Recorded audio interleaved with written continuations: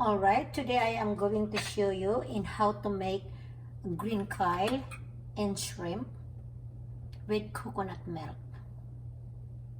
So I have a green kale cut in pieces and wash, and a large shrimp. I have also cut ginger, garlic, onions, salt, and accents for enhance the flavor.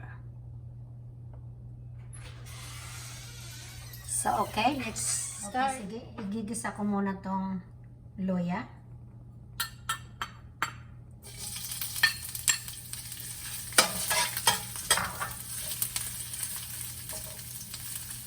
Tsaka itong bawang.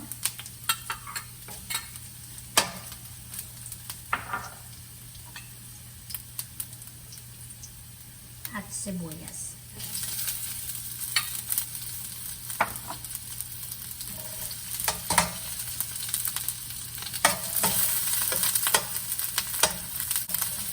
So kaya guys, ako palaging nagagamit ng ginger roots kasi especially sa chicken or seafoods, kasi ang ginger nakakabawas po siya ng lansa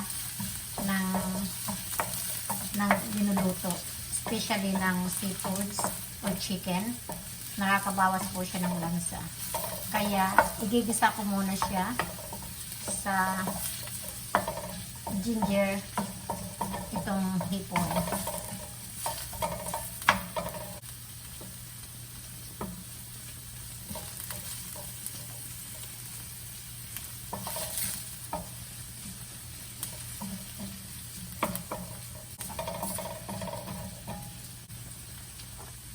Tapos ilagay na natin itong shrimp. Ilagay natin isa-isa kasi mayroon tubig. So, wag natin isama yung tubig ng hipon.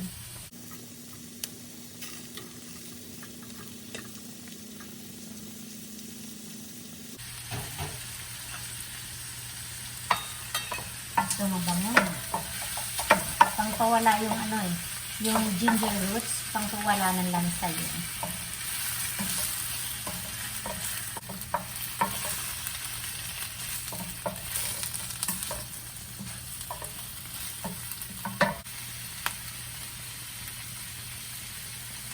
Tapos lagay natin tong asin, salt,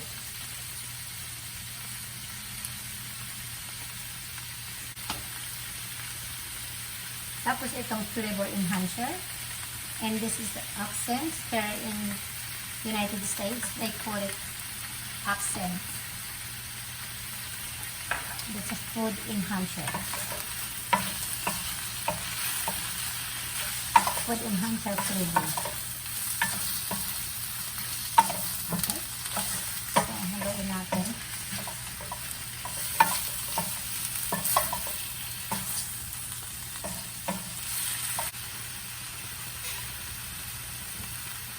And let's go with it.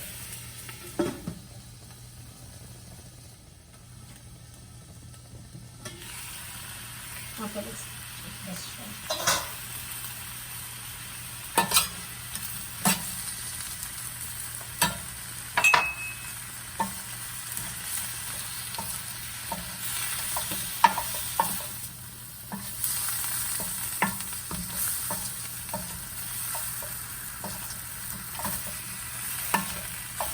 Okay. Tapos, mayroon akong pinakulo na coconut milk.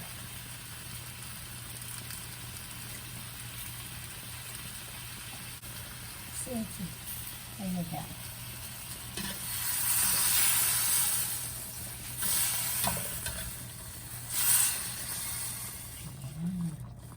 See?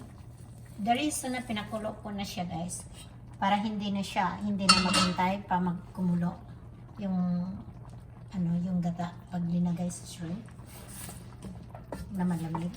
So ito, ayan, kumulo na siya.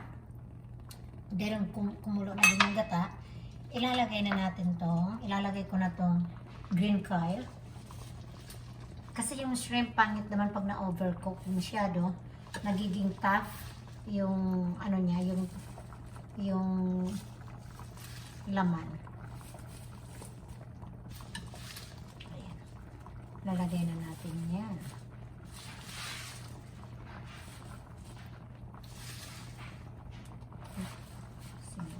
Parang overflow.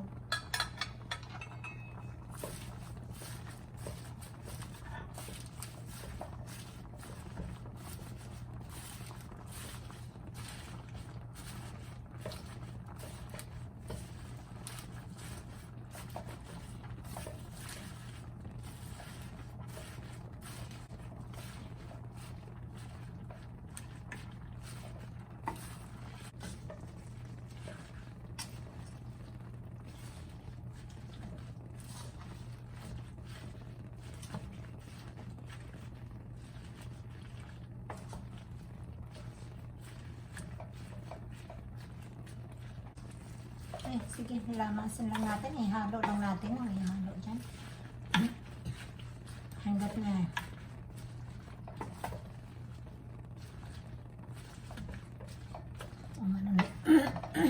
Nawala na ako ng boses. Oh my gosh.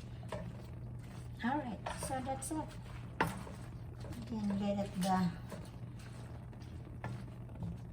gulay, hintayin po natin lumambot yung gulay. Kasi yung shrimp, bali luto na yan yung shrimp. Yung gulay na lang. Kasi ang shrimp madali lang naman yung lutuin.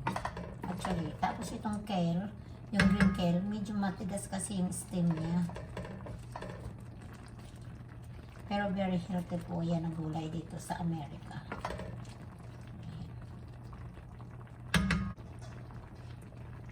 So, cover natin. So, sige, tingnan natin. So, ito na yung, luto na. Ito na yung green kale, shrimp with coconut milk. Simple cooking and healthy.